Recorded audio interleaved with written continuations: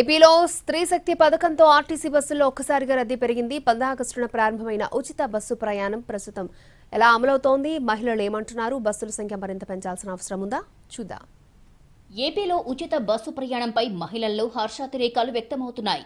నెలవారీ ఖర్చులు ఆదా అవుతాయని మహిళలు సంతోషం వ్యక్తం చేస్తున్నారు.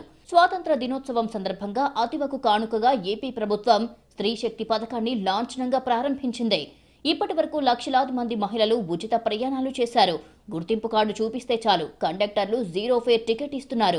ఉచిత బస్సు ప్రయాణం అమల్లోకి రావడంతో బస్సుల్లో రద్దీ పెరిగింది. స్త్రీ శక్తి పథకాన్ని మహిళలు పూర్తిగా సద్వినియోగం చేసుకుంటున్నారు. పథకం ప్రారంభించిన తర్వాత మహిళా ప్రయాణికుల సంఖ్య రెట్టింపయ్యిందని ఆర్టీసీ అధికారులు చెబుతున్నారు.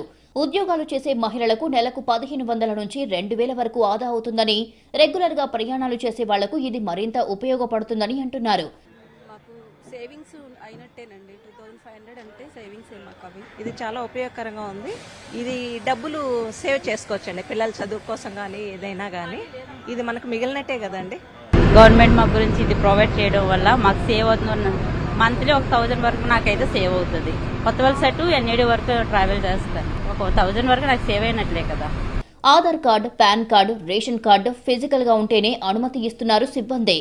ఫోన్లో ఉన్న ఐడీ కార్డులు చూపించిన వాళ్లకు ఉచిత బస్సు సౌకర్యం కల్పించడం లేదు. దీంతో తొలి రోజు కాస్త ఇబ్బంది ఎదుర్కొన్నారు. మరోవైపు ఉచిత బస్సు పథకం అమలు తీరుపై సీఎం చంద్రబాబు అధికారులతో సమీక్షించారు. మహిళా ప్రయాణికుల నుంచి వస్తున్న విజ్ఞప్తులపై స్పందించిన సీఎం ఘాట్ రోడ్లలోనూ ఉచిత ప్రయాణానికి అనుమతించాలని ఆదేశించారు.